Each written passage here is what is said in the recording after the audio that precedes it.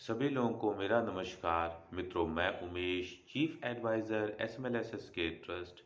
आज आप समस्त देशवासियों को 74वें गणतंत्र दिवस पर ढेर सारी शुभकामनाएं।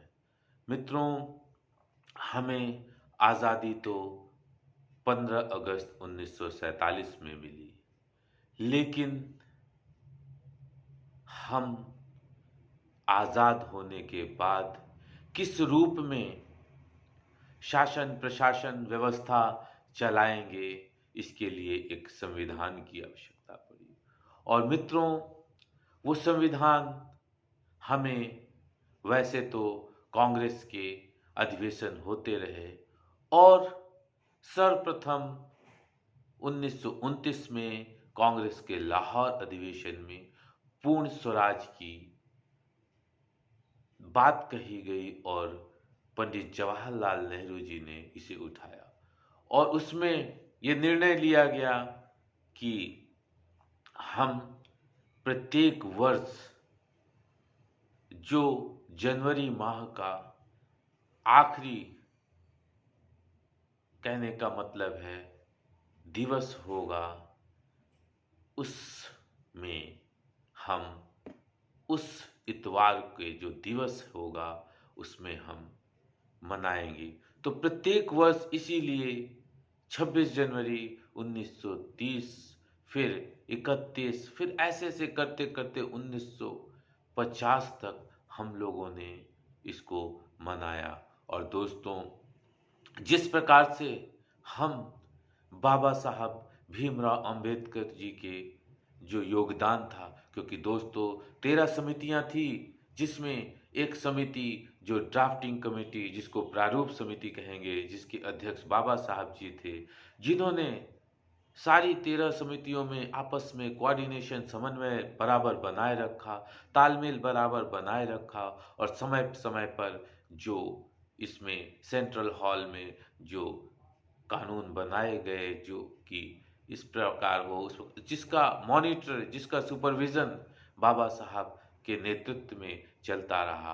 और दोस्तों, वो 13 समितियां जी जान से लगी रही और जिसमें हम ये देखते हैं कि 1946 से 1949 के बीच जो हमारा संविधान बना, जिसमें 2 वर्ष 11 माह और 18 दिन लगे। जो मूल संविधान बना उसमें भाग 22 थे, जो कि अब 25 हैं, ए बी सी ऐसे करके जोड़ा गया, या 1 2 3, और अनुच्छेद 395 थे जो वर्तमान में 448 है। इसमें भी ऐसे ही धाराएं, और जो कि हमेशा सतत कोई भी चीज़ें बनती हैं, कानून बनता है, समय समय पर उसमें परिवर्तन, चेंज की आवश्यकता होती है, जो किए जाते हैं। और अनुसूचियां 8 थी, जो कि अब वर्तमान समय में 12 हैं। और मित्रों, हमें ये भी समझना है कि ये जो 26 नवंबर 1949 को हमने हमारा संविधान बनकर तैयार हुआ, जिसको लागू किया गया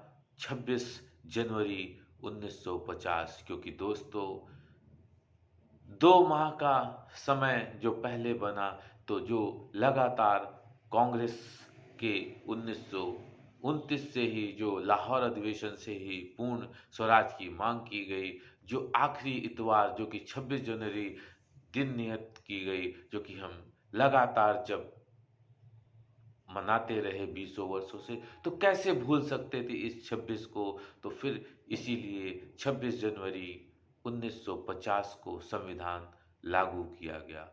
और दोस्तों, ये हमें आज़ादी, ये हमें संविधान यूं ही नहीं मिला, बल्कि लाखों करोड़ों वीर सपूत, क्रांतिकारियों ने, देशभक्तों ने, स्वतंत्रता संग्राम सेनानियों ने अपने जीवन की आहुति दी, तब हमें ये आज़ादी मिली दोस्तों।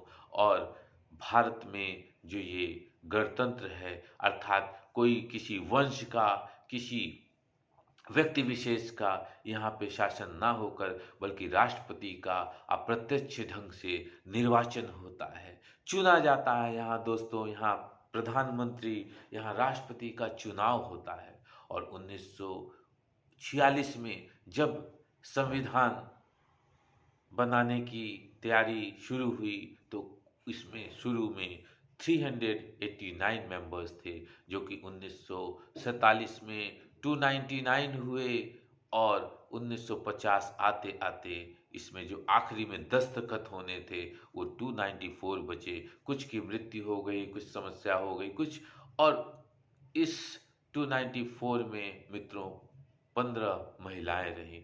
मातृशक्ति का भी जो इस समय हम और आप देख रहे हैं दोस्तों, हमारे देश के यशस्वी प्रधानमंत्री, हमारे उत्तर प्रदेश के यशस्वी मुख्यमंत्री जी लगातार सतत प्रयासरत हैं। बड़े पैमाने पे उन्होंने प्रयागराज के इस पावन जो संगम स्थल है, परेड है, जिसमें उन्होंने एक विशाल महिलाओं के लिए एक आयोजन किया, जिसमें दोस्तों समूह की महिलाओं ने बढ़ चढ़कर भाग लिया और मातृशक्ति के माध्यम से ही कोई भी राष्ट्र दिन दूनी रात चौगुनी गति से विकास के पथ पर आगे बढ़ता है। इसी सोच को दोस्तों साकार किया है परम आदरणीय माननीय मुख्यमंत्री जी उत्तर प्रदेश श्री योगी आदित्यनाथ जी, जिनको एसएमएलएसएस के ट्रस्ट परिवार के इस सोशल मीडिया के प्लेटफॉर्म्स से उन्हें